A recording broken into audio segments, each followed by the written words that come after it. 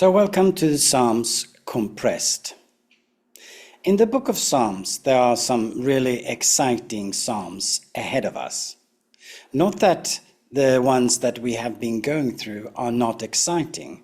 No, not at all. But I would like for us to jump ahead today to Psalm 139. I also would like to say that this episode will be a little bit longer than the others have been. Psalm 139 is a very well-known psalm, and when we were having a talking about storms in our lives at our small group meeting, my wife read from this psalm, and she was referring to honest prayers.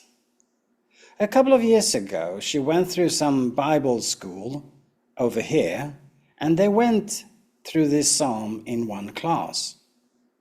The teacher went through this psalm, but ended the whole class at verses 17 and 18 and didn't want to continue. And we will have a look at why. And the question we can ask ourselves from the very beginning here, should we stop reading or teaching if it doesn't resonate with us? Well, Psalm 139 reminds us that God, He knows us intimately, from the inside and out. This can be both comforting but also challenging.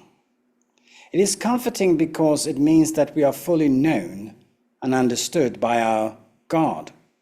We can find peace in the fact that He knows every part of us, even the parts we may not fully understand ourselves. But it's also challenging because it calls us to live in truth and integrity. We cannot hide from God. We cannot pretend to be something that we are not. The psalmist here marvels at God's omnipresence. Wherever we go, God is there. There's nowhere we can flee from His presence. And this speaks to God's constant care and protection over us. It means that even in our darkest moments, God is with us. He's offering guidance, comfort, and strength. But let us take it all from the beginning of this psalm. The psalmist, he begins by marveling at God's complete knowledge of us. O Lord, you have searched me and known me. You know me when I sit down and when I rise up. You discern my thoughts from far away. God, He knows everything about us, our actions, our thoughts, our words, before we even speak them. And this can be both, as I said, comforting, but also unsettling. There is nothing hidden from Him. Yet in this intimate knowledge, it is not meant to invoke fear on us, but to show us that we are fully known and still we are deeply loved. No secret is too dark for His light. Further on then, on verses 7 to 12, the psalmist here reflects on the presence of God. Where can I go from your spirit? If I ascend to heaven, you are there. If I make my bed in Sheol, you are there. We cannot run from God or hide from His presence. Whether we are in moments of joy or depth or in despair, God is with us. His presence is constant. It is a source of comfort and of strength. In our darkest times, His light shines the brightest, guiding us and holding us close to Him. God has made each one of us in a wonderful way. Our existence is not an accident. We are purposefully designed by our Creator. Every detail of our being is crafted by Him, and He has ordained all our days before one of them came to be. And this gives us an immense value and purpose in His eyes. Now we come to these verses 19 to 22. These were the verses that I didn't want to go through at the Bible school. And I know they seem dark and harsh compared to the preceding reflections on God's intimate knowledge and omnipresence. So how do we reconcile these imprecations with the psalmist's earlier declaration of God's profound love and care? Let's read these verses. Oh, that you would kill the wicked, O God, and that the bloodthirsty would depart from me. Those who speak of you maliciously and lift themselves up against you for evil. Do I not hate those who hate you, O Lord? And do I not loathe those who rise up against you? I hate them with perfect hatred. I count them my enemies. Firstly, it is crucial to recognize the psalmist context. David, traditionally considered the author here, often faced direct and also violent opposition.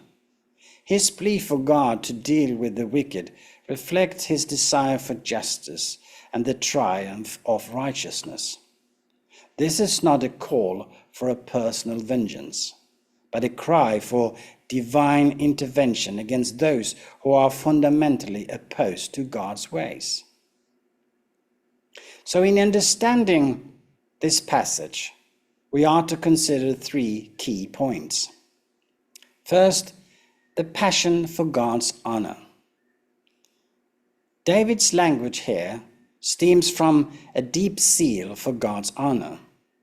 Those who oppose God act maliciously against him, and his purpose arouse righteous anger. This is not hatred born of personal vendetta, but of loyalty and devotion to a holy God. In our lives, this translates to a profound commitment to upholding God's name and values in the face of evil. The second thing is about God's justice. David's prayer underscores his trust in God's character. While it is uncomfortable to read about wishing harm on others, it is important to see this as of a personal justice into God's hands. He acknowledges that ultimate judgment belongs to God alone. In our context, it teaches us to trust God with the injustice we see and experience, believing that He will ultimately set all things right. The third thing is reflecting on our own hearts. These verses also challenge us to examine our own responses to evil. Do we tolerate sin, or do we, like David, have a holy discontent with anything that stands against God's righteousness? However, it is crucial to balance it with Christ's command to love our enemies and pray for those who persecute us. We can read about this in Matthew 5:44. And this tension invites us to navigate between upholding God's holiness and extending His love. Now we come to the last verses.